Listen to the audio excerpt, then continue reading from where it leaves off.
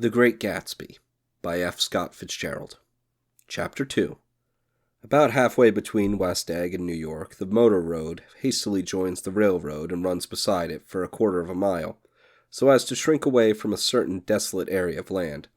This is a valley of ashes, a fantastic farm where ashes grow like wheat into ridges and hills and grotesque gardens, where ashes take the forms of houses and chimneys and rising smoke, and finally, with a transcendent effort, of ash-gray men who move dimly and already crumbling through the powdery air.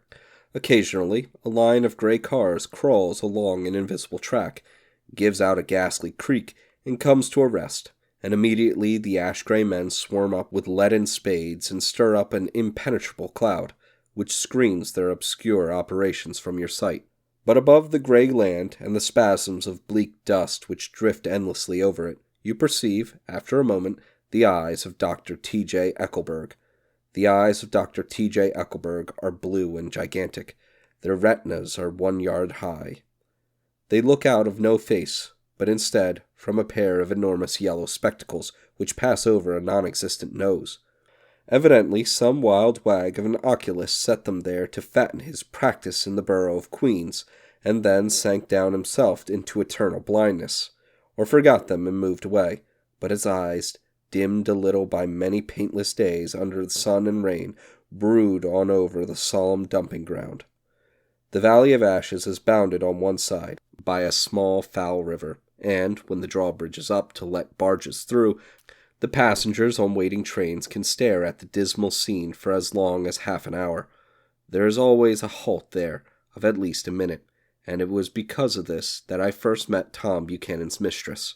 The fact that he had one was insisted upon wherever he was known. His acquaintances resented the fact that he turned up in popular restaurants with her, and, leaving her at a table, sauntered about, chatting with whomsoever he knew. Though I was curious to see her, I had no desire to meet her, but I did. I went up to New York with Tom on the train one afternoon, and when we stopped by the ash heaps, he jumped to his feet and, taking a hold of my elbow, literally forced me from the car. "We're getting off," he insisted. "I want you to meet my girl." I think he tanked up a good deal at luncheon, and his determination to have my company bordered on violence. The supercilious assumption was that on Sunday afternoon I had nothing better to do. I followed him over a low, whitewashed railroad fence, and we walked back 100 yards along the road under Dr. Eckelberg's persistent stare. The only building in sight was a small block of yellow bricks sitting on the edge of the wasteland, a sort of compact Main Street ministering to it, and contagious to absolutely nothing. One of the 3 shops it contained was for rent, and other was an all-night restaurant, approached by a trail of ashes. The third was a garage, repairs, George B. Wilson, cars bought and sold, and I followed Tom inside. The interior was unprosperous and bare. The only car visible was the dust-covered wreck of a Ford which crouched in a dim corner. It had occurred to me that this shadow of a garage must be a blind, and that sumptuous and romantic apartments were concealed overhead, when the proprietor himself appeared in the door of an office, wiping his hands on a piece of waste. He was a blond, spiritless man, anemic, and faintly handsome. When he saw us, a damp of gleam of hope sprang into his light blue eyes. "Hello, Wilson, old man," said Tom, slapping him jovially on the shoulder. "How's business?" "I can't complain," answered Wilson, unconvincingly. "When are you going to sell me that car?" "Next week. I've got my man working on it now." "Works pretty slow, don't he?" "No, he doesn't," said Tom coldly. "And if you feel that way about it, maybe I'd better sell it somewhere else after all." "I don't mean that," explained Wilson quickly. "I just meant—" His voice faded off, and Tom glanced impatiently around the garage. Then I heard footsteps on the stairs, and in a moment the thickish figure of a woman blocked out the light from the office door. She was in the middle 30s, and faintly stout, but she carried her surplus flesh sensuously as some women can. Her face, above a spotted dress of dark blue crêpe de chine, contained no facet or gleam of beauty, but there was an immediately perceptible vitality about her, as if the nerves of her body were continually smoldering. She smiled slowly and, walking through her husband as if he were a ghost, shook hands with Tom, looking him flush in the eye. Then she wet her lips, and without turning around spoke to her husband in a soft, coarse voice. "Get some chairs, why don't you, so somebody can sit down?" "Oh, sure. agreed Wilson hurriedly, and went toward the little office, mingling immediately with the cement color of the walls.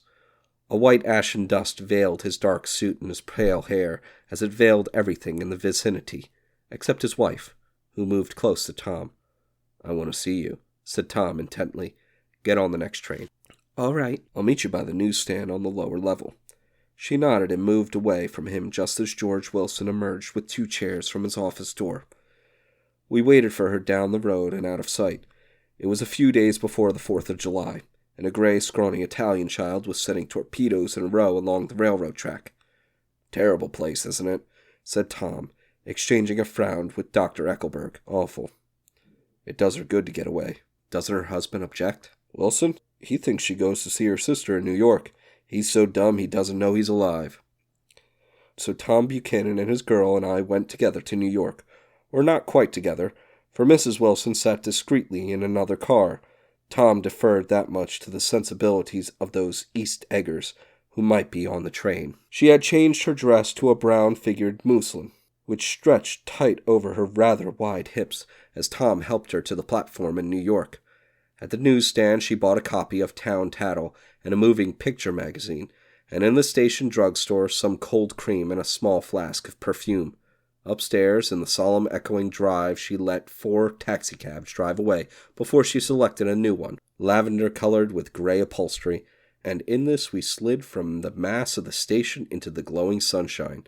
But immediately she turned sharply from the window, and leaning forward, tapped on the front glass. "I want to get one of those dogs," she said earnestly. "I want to get one for the apartment. They're nice to have a dog." We backed up to an old gray man who bore an absurd resemblance to John D. Rockefeller. In a basket swung from his neck cowered a dozen very recent puppies of an indeterminate breed. "What kind are they?" asked Mrs. Wilson eagerly as he came to the taxi window. "All kinds. What kind do you want, lady?" "I'd like to get one of those police dogs. I don't suppose you got that kind." The man peered doubtfully into the basket, plunged in his hand, and drew one up, wriggling by the back of his neck. "That's no police dog," said Tom. "No, it's exactly a police dog," said the man with the disappointment in his voice. "It's more of an Airedale." He passed his hand over the brown wash rag of a back. "Look at that coat. Some coat. That's a dog that'll never bother you with catching cold." "I think it's cute," said Mrs. Wilson enthusiastically. "How much is it?" "That dog?" He looked at it admiringly.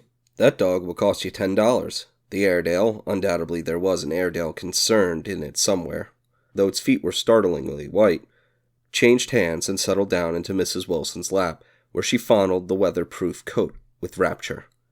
"Is it a boy or girl?" she asked delicately. "That dog? That dog's a boy."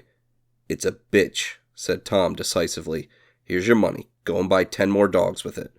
We drove over to Fifth Avenue, so warm and soft, almost pastoral, on the summer Sunday afternoon that I wouldn't have been surprised to see a great flock of white sheep turn the corner.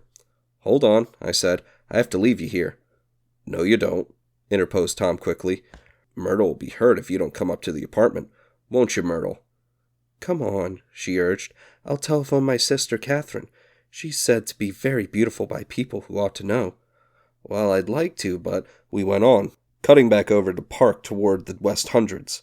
At 158th Street, the cab stopped at one slice in a long white cake of apartment houses.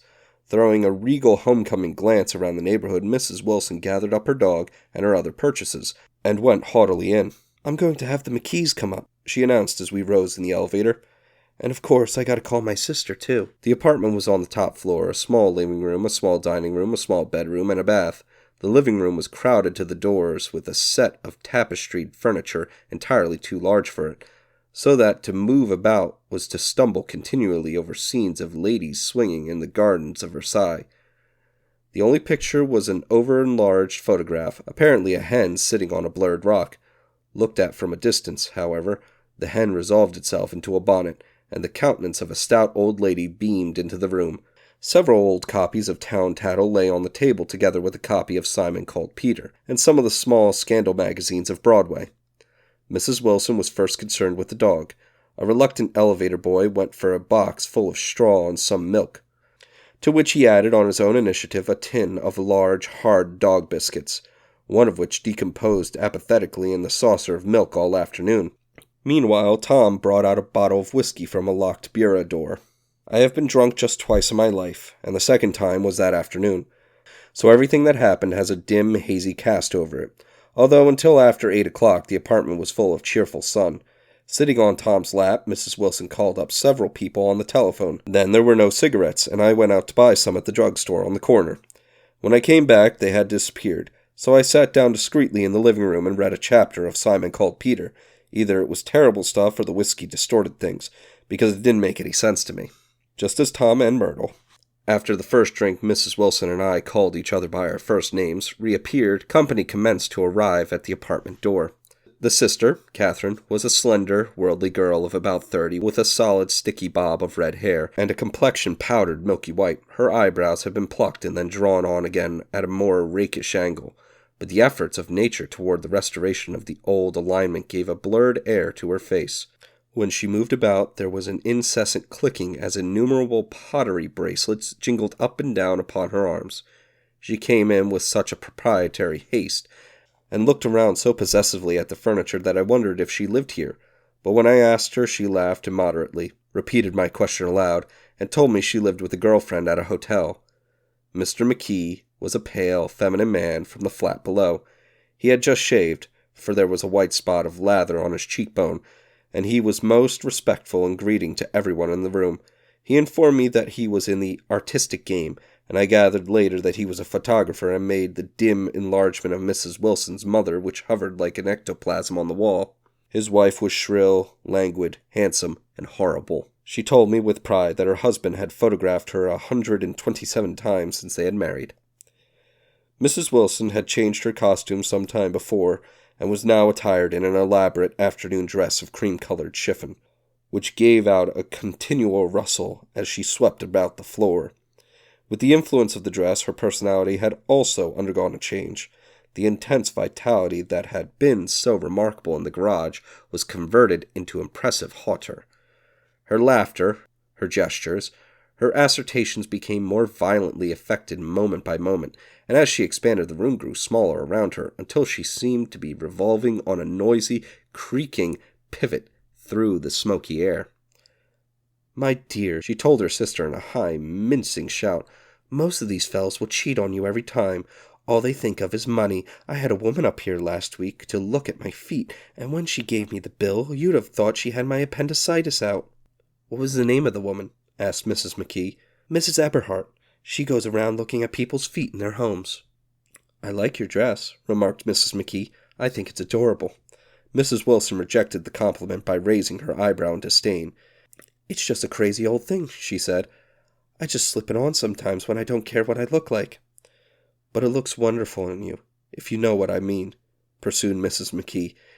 "If Chester could only get you in that pose, I think he could make something out of it." We all looked in silence at Mrs. Wilson, who removed a strand of hair from over her eyes and looked back at us with a brilliant smile. Mr. McKee regarded her intently with his head on one side, and then moved his hand back and forth slowly in front of his face. "I should change the light," he said after a moment. "I'd like to bring out the modeling of the features, and I'd like to get a hold of all that back hair." "I wouldn't think of changing the light," cried Mrs. McKee. "I think it's—" Her husband said, "Shh," and we all looked at the subject again, whereupon Tom Buchanan yawned audibly and got to his feet. "You McKees have something to drink," he said. "Get some more ice and mineral water, Myrtle, before everybody goes to sleep." "I told that boy about the ice." Myrtle raised her eyebrows in despair at the shiftlessness of the lower orders. "These people, you have to keep after them all the time." She looked at me and laughed pointlessly. Then she flounced over to the dog, kissed it with ecstasy, and swept into the kitchen, implying that a dozen chefs awaited her orders there. "I've done some nice things out on Long Island," asserted Mr. McKee. Tom looked at him blankly. "2 of them we have framed downstairs." "2 what?" demanded Tom. "2 studies. One of them I call Montauk Point, the gulls, and the other I call Montauk Point, the sea." The sister Catherine sat beside me on the couch. "Do you live on Long Island too?" she inquired. "I live at West Egg." "Really? I was down there at a party about a month ago. A man named Gatsby's. Do you know him?" "I live next door to him." "Well, they say he's the nephew or a cousin of Kaiser Wilhelm's. That's where all his money comes from." "Really?" She nodded. "I'm scared of him. I'd hate to have him get anything on me. This absorbing information about my neighbor was interrupted by Mrs. McKee's pointing suddenly at Catherine. "Chester, I think you could do something with her," she broke out, but Mr. McKee only nodded in a bored way and turned his attention to Tom. "I'd like to do more work on Long Island, if I got the entry. All I ask is that they should give me a start." "Ask Myrtle," said Tom, breaking into a short shout of laughter as Mrs. Wilson entered with a tray. "She'll give you a letter of introduction, won't you, Myrtle?" "Do what?" she asked, startled. "You'll give McKee a letter of introduction to your husband so he could do some studies of him." His lips moved silently for a moment as he intended, "George B. Wilson at the gasoline pump," or something like that. Catherine leaned close to me and whispered in my ear, "Neither of them can stand the person they're married to." "Can't they?"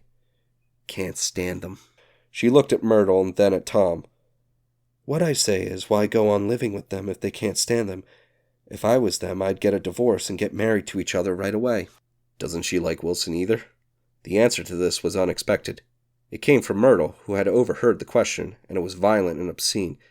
"You see," cried Catherine triumphantly. She lowered her voice again. "It's really his wife that's keeping them apart. She's a Catholic, and they don't believe in divorce." Daisy was not a Catholic, and I was a little shocked at the elaborateness of the lie. "When they do get married," continued Catherine, "they're going west to live for a while until it blows over." "It'd be more discreet to go to Europe." "Oh, do you like Europe?" she exclaimed surprisingly. "I just got back from Monte Carlo." "Really?" "Just last year I went over there with another girl." "Stay long?" "No, just went to Monte Carlo and back. We went by way of Marseille. We had over $1,200 when we started, but we got gypped out of it all in 2 days in the private rooms. We had an awful time getting back, I can tell you. God, how I hated that town." The late afternoon sky bloomed in the window for a moment like the blue honey of the Mediterranean. Then the shrill voice of Mrs. McKee called back into the room. "I almost made a mistake, too," she declared vigorously. "I almost married a little kike who'd been after me for years.